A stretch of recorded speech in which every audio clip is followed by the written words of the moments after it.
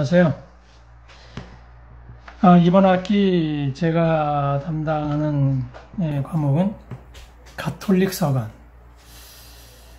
저는 바오로 서간을 전공을 했고, 또 신학원에서 신약 입문 그리고 이제 공간복음 이렇게 강의를 하는데, 몇 년 전에 이제 제 의도와는 상관없이 상황이 이 가톨릭 서간을 제가 담당할 수밖에 없는 그런 상황이 됐었습니다.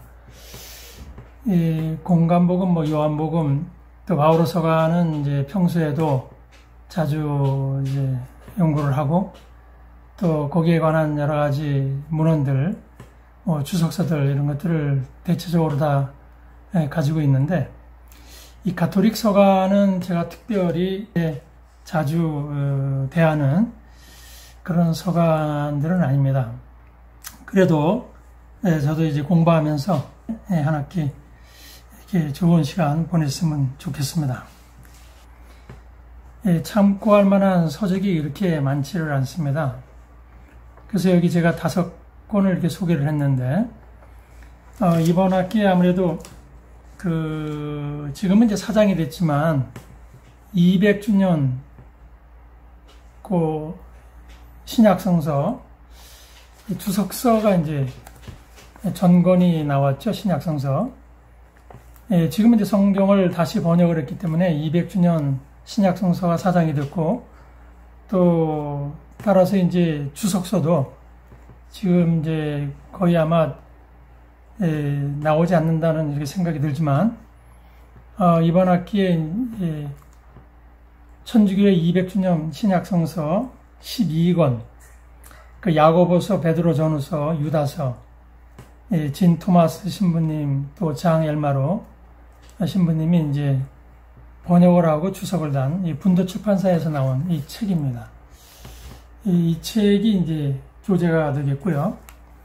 또 요한 1서, 2서, 3서 역시 한국 천주교회 200주년 신약성서 13권, 장 엘마로 신부님이 번역을 하고 정양모 신부님이 주석을 단 분도 출판사에서 나온 이 책이 또 이번 학기 이제 스님들이 좀 참고하시면 좋겠습니다. 그리고 정태현 신부님께서 그 한림성서연구소에서 2008년에 성서 입문이라는 책을 펴내셨습니다.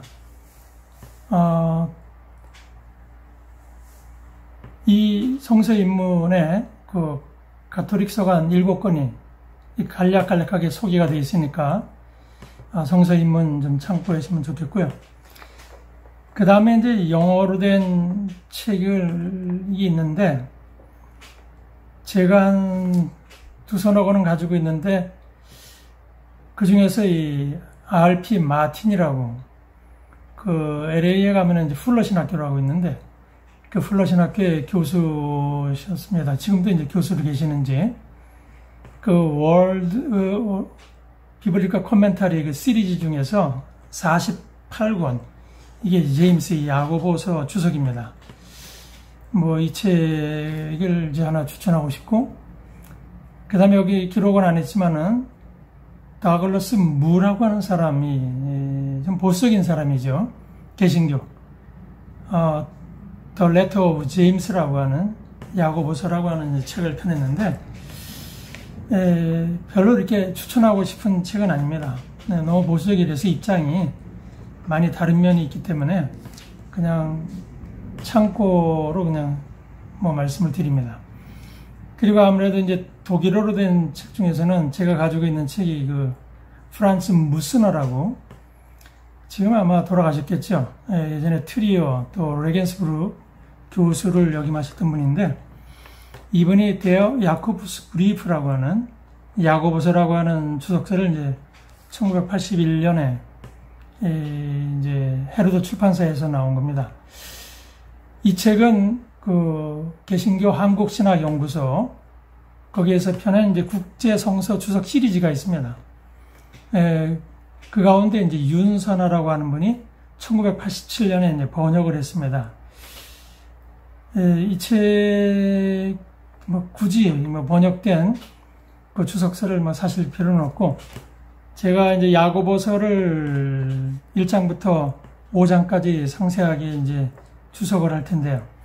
그때 이제 제가 소개해 드리니까 뭐 별도로 준비를 안 하셔도 되고, 요 진 토마스 장 엘마로 신부님 역주, 야고보서, 베드로전후서, 유다서, 그리고 이 장 엘마로 신부님, 정양모 신부님 역주, 요한 1, 2, 3서, 분도 출판사에서 나온 거, 예, 구하실 수 있으면 구하셔서 이 책을 이제 좀 보시는 것이 공부에 도움이 많이 되겠습니다. 이 가톨릭 서간,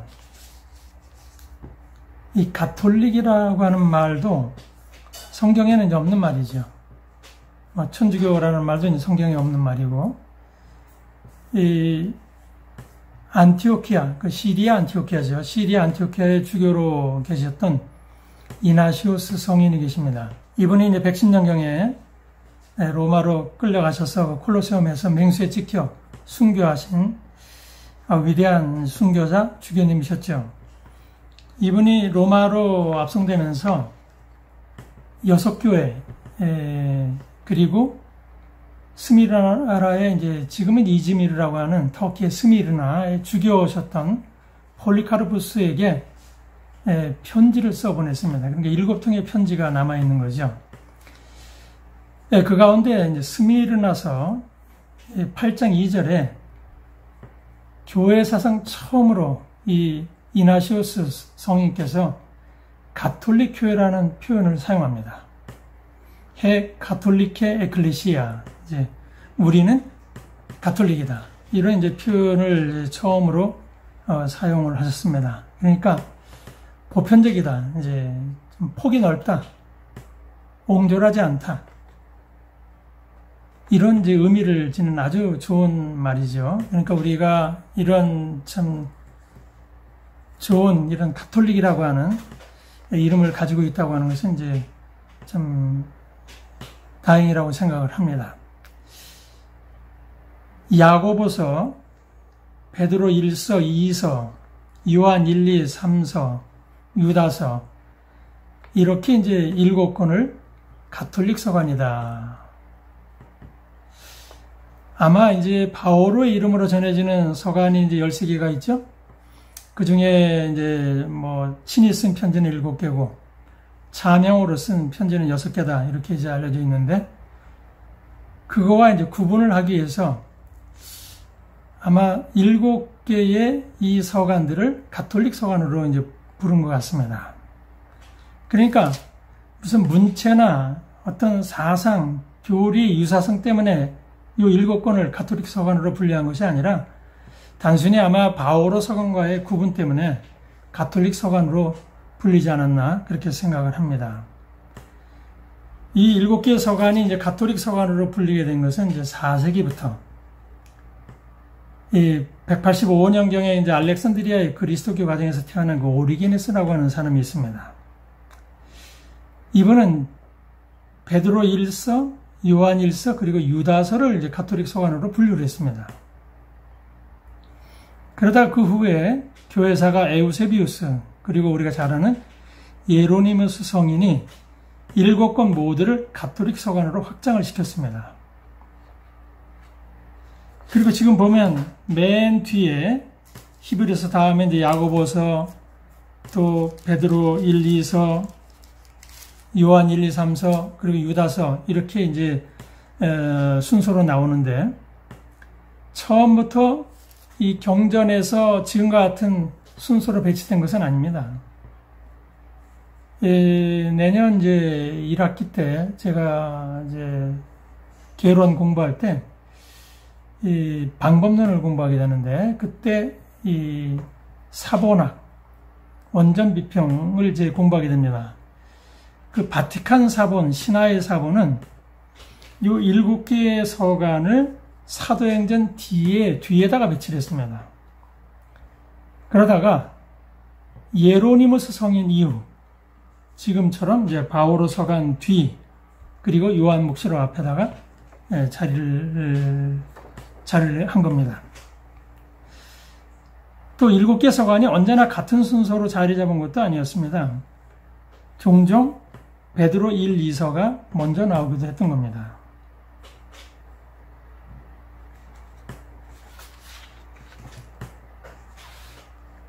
또 그러니까 서방교회에서는 이 7개의 서가는 4세기경부터 경전으로 받아들여졌다. 또 이 정경 순서도 그 갈라티아서 2장 9절에 보면 그리스도 교회의 기둥으로 여겨지는 야고보와 케파와 요한은 하느님께서 나에게 베푸신 은총을 인정하고 라는 말이 나옵니다. 바로 여기에 보면 이제 야고보, 케파, 요한. 그러니까 갈라티아서 2장 9절의 언급에 따라서 이제 야고보서가 먼저 나오고 케파, 베드로 1, 2서, 그리고 이제 요한 1, 2, 3서, 유다서. 이런 식으로 이제 순서를 정하게 된 겁니다. 이 7개 서간이 가톨릭 서간이라고 불리는 이유는 이제 아까도 말씀드렸지만 무슨 문체라든가 또 교리라든가 사상의 유사성 때문이 아니라 바오로 서간과의 이제 구분 때문에 가톨릭 서간이라고 이제 이름으로 불려졌다. 그리고 또 이 서간들이 어떤 특정한 공동체의 수신인, 뭐 코린토면 코린토, 뭐 로마면 로마, 또 필리핀은 필리핀, 아니면 어떤 특정한 수신인, 필레몬이라든가 이렇게 보내진 서간들이 아니고 소위 보편교회, 전체 교회에 보내진 서간들이기 때문에 이제 가톨릭 서간이라고 불리게 됐다. 그런데 보면 여기 이 요한 2서, 3서는 특정 수신인에게 보내진 편지로 되어 있습니다. 하지만 편의상 가톨릭 서간으로 이제 분류를 했습니다.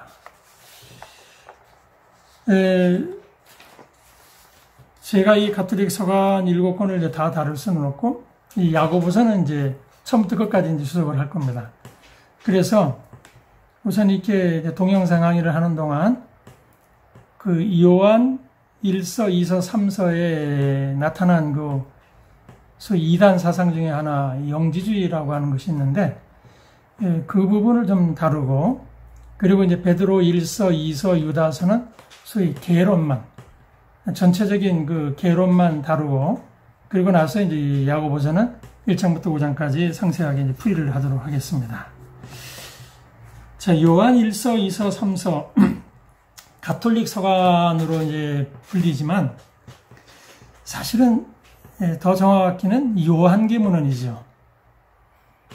그러니까 요한복음, 요한 1서, 2서, 3서, 요한묵시록, 이거를 이제 요한계문헌이다, 이렇게 이제 부릅니다. 그러니까 문헌들 사이에 요한복음, 요한 1, 2, 3서, 요한묵시록 이 문헌들 사이에 내용적으로 신학적으로 이제 공통점도 있고 이제 차이점도 있겠죠. 그래서 이제 요한계 문헌에다가 이제 포함을 시켜서 요한계 문헌, 특히 요한복음을 이제 공부할 때 다루게 됩니다. 사실 뭐 제가 다뤄야 될 문제는 아니지만은 그래도 이제 요한 1, 2, 3서, 특히 이 영지주의, 소위 체린투스 분리 영지주의, 또 가연설 영지주의를 조금 말씀을 드려야 되기 때문에 그냥 뭐 한두 시간 제가 그냥 요한 1, 2, 3서의 그런 영지주의와 이런 문제를 좀 다뤄보도록 하겠습니다. 우선 요한복음, 또 요한 1, 2, 3서 누가 썼느냐? 참 성경 연구의 어려움 중에 하나가 이제 저자 문제죠. 마테오, 마르코, 루카도 마찬가지고 요한도 누가 썼는가? 참 그거 밝혀내기가 그렇게 쉽지가 않습니다. 왜냐하면 처음에 복음서를 쓰시는 분들은 그 공동체 사람들이 쓰는 사람이 누군지를 다 알기 때문에 굳이 자기 이름을 밝힐 필요가 없었던 거죠. 그러다가 한 200년경에 들어서면서 이제 가짜들이 많이 또 양산이 됩니다. 그러니까 이제 가짜하고 진짜하고 구분할 필요성이 대두된 거죠. 그리고 또 복음서가 여러 권이 나오니까 서로 구분을 하기 위해서 그때부터 이제 저자 이름을 사용하기 시작한 겁니다. 그래서 이제 마테오, 마르코, 루카 이렇게 이제 우리가 요한 부르게 되는데, 이 요한복음을 이렇게 보면 요한복음에만 특별히 사랑하는 제자라는 말이 나옵니다. 이름도 전해오지 않습니다. 12제자단에 속하지도 않는데, 특히 예수님께서 아주 각별히 사랑하신 제자가 있었다. 그러니까 예수님이 사랑하시는 제자, 그러니까 줄여서 애제자다. 이 애제자가 이제 6차례 이제 언급이 됩니다. 그럼 이 애제자가 누구냐?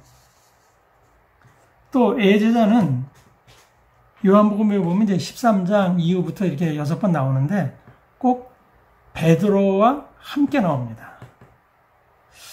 꼭 베드로와 연관되어서 때로는 이제 비교가 되기도 하고 대조가 되기도 하고 그렇게 등장을 합니다. 그러니까 사랑하는 제자, 애제자가 구체적으로 누구를 가리키는가? 또 왜 베드로와 꼭 연관되어서 등장하고 있는가? 이런 문제들이 좀 대두가 되겠죠. 예를 들면 거기 요한복음 이제 13장 체험 안차 때 보면은 애제자는 예수님 이제 품 안에 이렇게 안깁니다. 근데 베드로는 애제자한테 이렇게 눈짓을 해갖고 누가 배반자인지 예수님께 한번 여쭤보라고 본인이 직접 못 여쭈고, 그러니까 아무래도 애제자가 예수님과 더 가까웠다. 그리고 이제 18장에 보면 예수님이 대사제 저택에서 이제 신문을 받을 때 애제자는 예수를 따라서 대사제 궁전으로 그냥 들어갑니다. 근데 베드로는 못 들어갑니다. 그러니까 애제자가 나와서 그 하녀에게 이 사람도 우리 편이니까 좀 뒤로 보내달라. 그러니까 사회적 지위도 베드로보다 위에 있었다. 아까 체험 안찬 때도 애제자가 베드로보다 예수님과 더 가까운 사람이었다. 그리고 세 번째 그 19장에도 보면은 제자들 가운데 애제자 혼자 십자가 아래서 예수님이 임종을 이렇게 지켜봤습니다.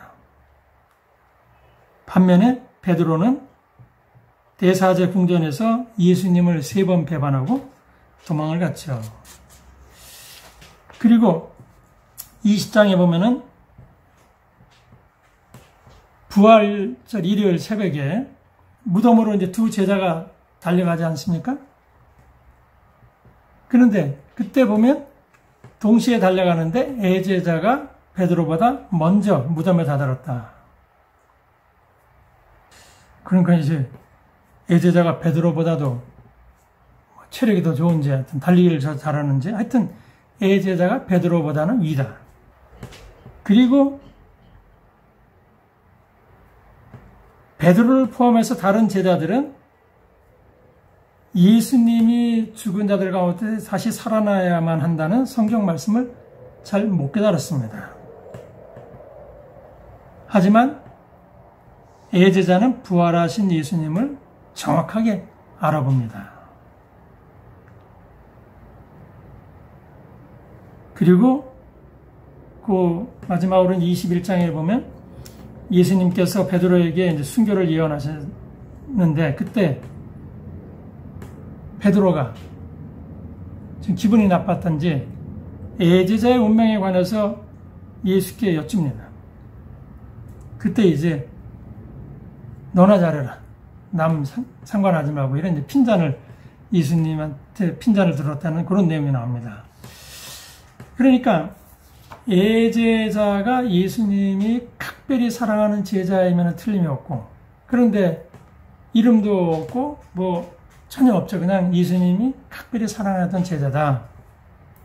그래서 실제로 이 제자가 실제 인물이냐 아니냐 이런 문제도 이제 대두가 되죠. 이건 요한복음을 공부하실 때 좀 상세하게 다루시면 되겠고요. 그리고 왜 또 이렇게 사랑하는 제자가 베드로와 연관되어서 비교되어서 등장하고 있는가? 이런 이유도 이제 또 한번 다루면 되겠습니다.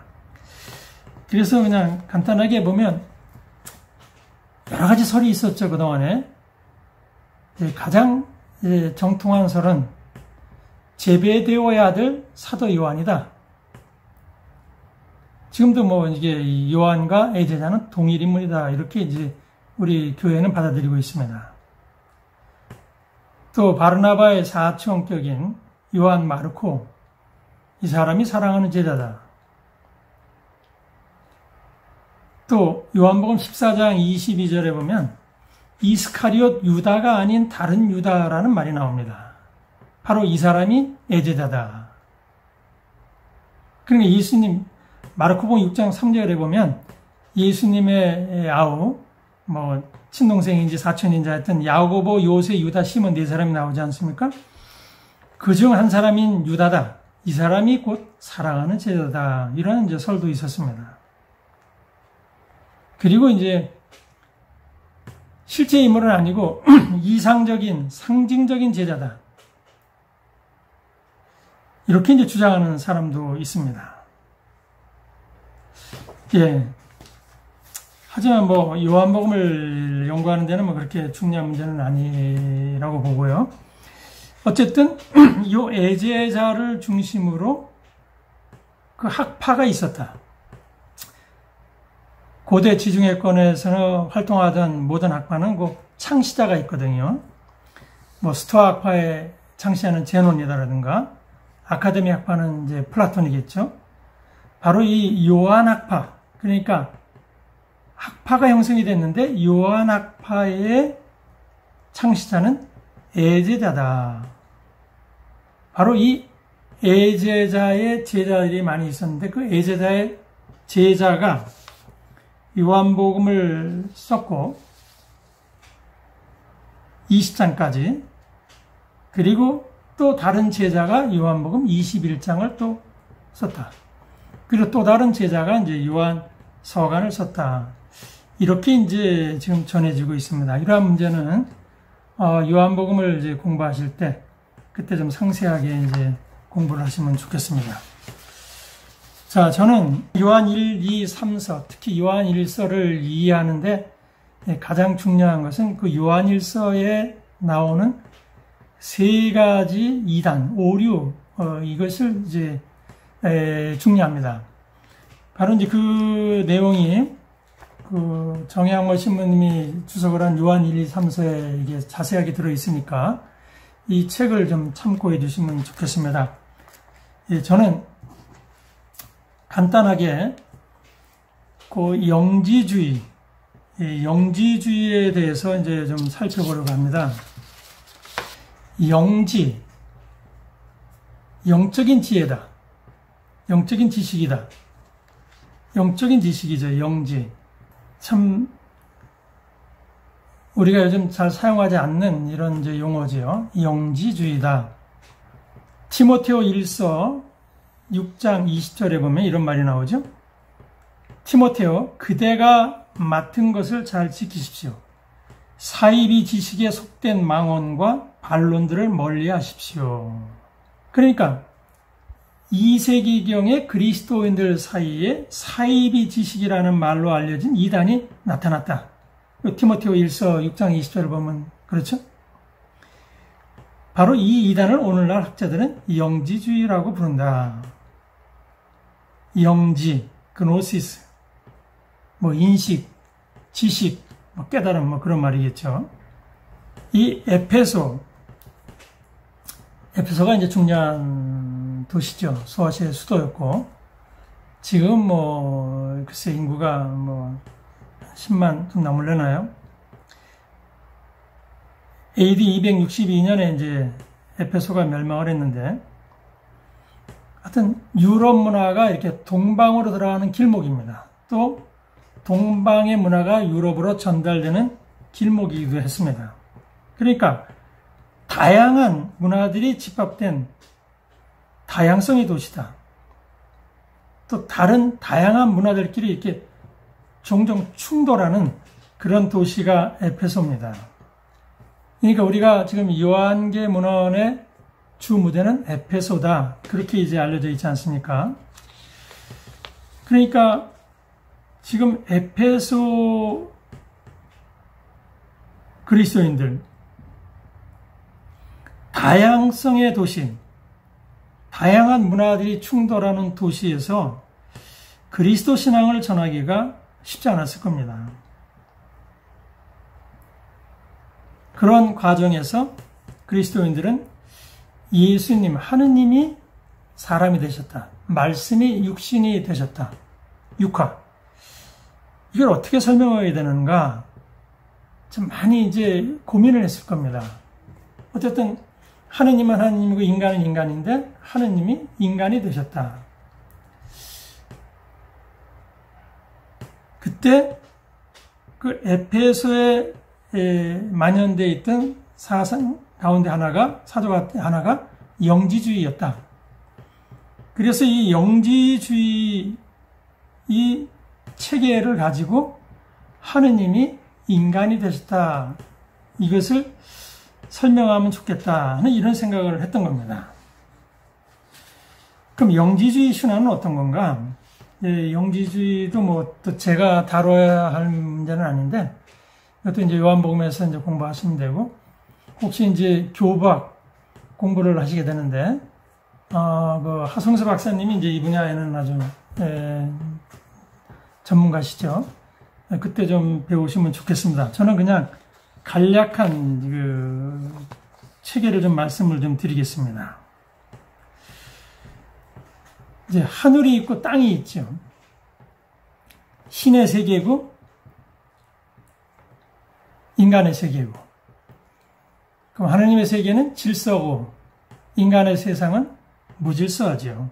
그러니까 하느님과 인간과 하느님의 하늘과 인간의 세상은 질적인 차이가 있다는 겁니다. 그러니까 신의 세계와 물질의 세계로 이제 구분이 되죠. 조금 이따 이제 말씀을 드리겠는데, 이제 발렌티누스에 의하면은 그 신의 세계, 플레로마라고 하는 영적 세계는 총 30세대, 총 30아이온인데, 그 마지막 세대가 소피아, 지혜다. 그러한 신의 세계와 물질의 세계는 구분된다. 그럼 세상도 질서가 있어야 되는데 이게 무질서한 세상이 된 거죠. 그러니까 세상에 질서가 있는 세상이 되어야 되는데 무질서한 세상이 됐으니까 이것을 바로잡아야 되겠다. 새로운 질서를 구축해야 되겠다 하는 필요성이 생깁니다. 그래서 신의 세계로부터 빛, 포스라고 하는 거죠. 빛이 나와서 물질의 세계에 도달합니다. 그래가지고 이 물질의 세계, 소위 진료지요. 물질의 세계의 진료와 빛이 합쳐지면서 비로소 질서를 지닌 그런 세상, 코스모스가 만들어진다는 거죠. 자, 하늘은 질서, 땅도 세상도 질서가 있어야 되는데 어느 시기에 무질서한 세상이 됐다. 그래서 이거 안 되겠다. 세상도 새로 구축을 해서 질서 있는 세상으로 만들어야 되겠다. 그래서 하늘에서부터 빛이 내려왔다는 겁니다. 나와서 물질의 세계에 도달해서 그 진리와 빛이 합해지면서 비로소 코스모스, 질서를 지닌 그런 세상이 만들어졌다는 겁니다. 근데 이제 문제는 빛의 역할이라는 것은 세상 질서를 구축하는 일에 기여하는 것이 그것이 이제 빛의 역할이지 세상에 계속 남아있을 필요가 없는 겁니다. 그런데 이게 어쩐 일인지 빛이 좀 어리버리했는지 자기가 있어야 할 곳은 하늘인데 그만 세상에 갇혀버리게 된 겁니다. 그래서 안 되겠다. 신의 세계에서 빛이 제가 다시 와야 되는데 왜 안 오지? 제가 왜 세상 질서에 갇혀버렸지? 그래서 신의 세계에서 천상의 구원자, 소위 말하면 중간적인 존재죠. 구원자가 세상으로 내려와가지고 신의 세계에 관한 소위 그노시스, 영지지요. 그노시스를 세상에 알려주고 너는 여기 있으면 안 된다. 너는 하늘로 다시 가야 된다. 그렇게 해서 진리에 갇혀있던 빛이 자유로워져가지고 하늘에 있는 세계로 돌아간다. 이게 이제 영지주의의 신화죠. 참, 내용이 좀 어렵죠. 그렇죠? 간단한 건 그거죠. 하늘과 땅. 하늘은 질서. 땅도 질서가 있는 세상이어야 되는데, 어느 때 이게 무질서한 세상이 되어버렸다. 그래서 하늘에서 볼 때, 세상을 다시 질서 있는 세상으로 구축을 해야 되겠다 해서 빛을 내려보내가지고 빛이 진리와 합해지는 순간 코스모스, 질서가 있는 세상으로 바뀌었다는 겁니다. 그럼 빛은 자기 역할이라고 하는 것은 세상에 와서 그러한 하늘의 지식을 알려주는 것으로 끝나야 되는데 이 빛이 그만 뭐가 좋았는지 자기가 있던 하늘로 가지 않고 그냥 이 진리의 세상에 갇혀버린 겁니다. 그래서 하늘에서 구원자를 보내가지고 신의 세계에 관한 지식을 세상에 알려줍니다. 그래서 진리에 갇혀있던 빛이 이제 하늘에 있는 세계로 돌아간다. 이게 영지주의입니다. 그러니까 영지주의는 이 논리라는 것은 이원론이에요. 두알리즘이라는 거죠. 그러니까 세상에는 항상 상반되는 두 개의 모순이 있다. 밤이 있으면 낮이 있고 남자가 있으면 여자가 있고 이승이 있으면 저승이 있고 육이 있으면 영이 있다. 이게 이원론인데 영지주의 이원론이 갖는 특징이라는 것은 이렇게 두 개의 상반된 모습을 고정된 질서로 간주하는 데 있습니다. 그러니까 하늘은 하늘이고 세상은 세상이라 합쳐질 가능성이 전혀 없다는 거죠. 그러니까 세상은 부정적이라는 겁니다. 그리고 악이 가득한 이 세상은 악신의 작품일 수밖에 없다. 그래서 이 영지주의는 세상을 부정하는 거죠. 어떻게 선하고 완전한 신이 이렇게 모순, 악이 가득 찬 세상을 창조할 수 있겠는가? 하지만 빛이 내려와서 진리와 합쳐진 이 세상 아닙니까? 여기에 사는 인간도 영과 육이라고 하는 구성요소를 가지고 있죠. 그리고 빛과 진리의 관계와 마찬가지로 신의 세계의 부산물인 이 영은 물질 세계의 부산물인 악이라는 감옥에 갇혀있게 되었습니다. 그러니까 인간도 세상에 속해 있으니까 어쩔 수 없이 모순을 가진 존재일 수밖에 없는 것이죠. 이렇게 옥살이하는 영을 자유롭게 풀어줄 수 있는 길은 바로 신의 세계에 관한 그노시스를 얻는 길뿐이다. 그 길밖에 없다는 거죠. 하늘에서 전해준 그노시스, 이것을 얻으면 된다는 거죠. 그럼 그 그노시스를 얻으려면 반드시 신의 세계에서 세상으로 그노시스를 전해주는 중간적인 존재가 반드시 필요한 겁니다. 그러니까 인간에게 그노시스를 가져다주는 중간자가 바로 구원자가 되는 셈이죠. 하늘은 하늘이고 세상은 세상으로, 이건 완전히 다른 질서니까 그 세상에 갇혀있는 인간을 구원하는 길은 바로 하늘로부터 세상으로 그노시스를 날라다 줘야 되는데 그 날라다 주는 이제 중간적인 존재가 필요한 겁니다. 이게 구원자라는 거죠. 그러니까 중간자를 통해서 그노시스를 획득함으로써 육을 벗어나서 영이 자유롭게 된다. 이것이 영지주의 구원론의 하나의 논리입니다. 그러니까 영지주의자들만이 이러한 그노시스를 얻게 된다. 이러한 이게 이제 영지주의의 하나의 사조인데, 바로 이러한 영지주의 이단에 물든 그리스도인들이 예수님의 신성을 지나치게 강조하다가 보니까 인성을 부정하게 됩니다. 그러니까 하늘 그리스도와 땅 예수를 완전히 구분합니다.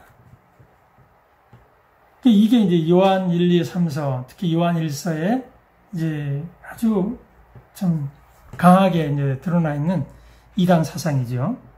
그래서 두 가지입니다. 하나는 분리 그리스도론, 영적인 존재인 하늘 그리스도가 인간 예수의 육신을 잠시 빌렸다가 그 예수님이 인간 예수가 세례를 받을 때 잠시 하늘 그리스도가 왔다가 세례받은 다음에 하늘 그리스도는 떠나고 그냥 인간 예수가 나중에 십자가에 달려 죽었다. 하늘 그리스도는 예수님이 십자가에 달리기 직전에 빠져서 원래의 자리로 돌아갔다. 이게 이제 소위 분리 그리스도론, 하늘 그리스도와 땅 예수를 구분하는 겁니다. 또 하나는 이제 도케티즘이라고 가현설이죠. 예수라고 하는 사람은 비록 인간처럼 보이기는 했지만 환영에 불과했다. 환각에 불과했다. 소위 가현설을 이제 주장하는 이단자들이 나오게 된 겁니다. 바로 이 예수의 역사성, 육체의 부활을 부정하는 영지주의자들의 잘못된 그리스도론 구원은 이 자칫 요한계 교회를 이제 분열로 몰고 갈지 모른다는 위기의식을 가져온 겁니다. 따라서 영지주의를 추정하는 그리스도인을 공동체에서 좀 파문하기 위한 이런 싸움이 소위 요한계 교회에서 벌어지게 된 겁니다. 참 험난한 이제 투쟁의 역사가 계속된 거죠. 요한 1서 나중에 한번 이제 성경을 좀 찾아보시면 좋겠습니다. 특히 이제 정양무 신부님 주석서를 이제 보시면 2장 22절, 4장 2절에서 3절, 4장 15절, 5장 1절, 5장 5절, 5장 6절, 그리고 요한2서 7절을 보면 이게 이제 소위 분리 그리스도론 체린투스가 주창한 분리 그리스도론 이제 오류를 이제 말하고 있습니다. 그러니까 역사적인 예수와 초월적인 그리스도를 분리시킨 그리스도론이죠. 그러니까 역사적인 예수는 기적적으로 동정녀에 의해서 태어나지도 않았고 그냥 여느 사람처럼 보통 부모에게서 태어났다는 겁니다. 그러나 이제 세례를 받으실 때 하늘 그리스도가 내려와서 예수님에게 머물다가 순환전에 떠나갔다. 그러니까 예수님, 역사적인 예수님 혼자 순환했다. 이게 소위 분리 그리스도입니다. 아마 요한 1서에 강하게 들어있는 이단은 아마 이 분리 그리스도론일 겁니다. 그리고 이제 가현설, 예수는 사람으로 태어나지도 않았고 세례를 받지도 않았으며 십자가에 죽지도 않았다. 그냥 환각을 불러일으켰을 따릅니다. 이게 소위 가현설입니다. 그러니까 이 요한계문화, 요한복음들 이렇게 보면 특히 요한 1서에는 이제 분리 그리스도론 이단이 이제 강하고 또 가현설도 이제 어느 정도 들어있고 요한복음을 이렇게 전체를 보면 그 가현설도 하나의 영지주의 이단으로서 자주 등장하는 것 같습니다.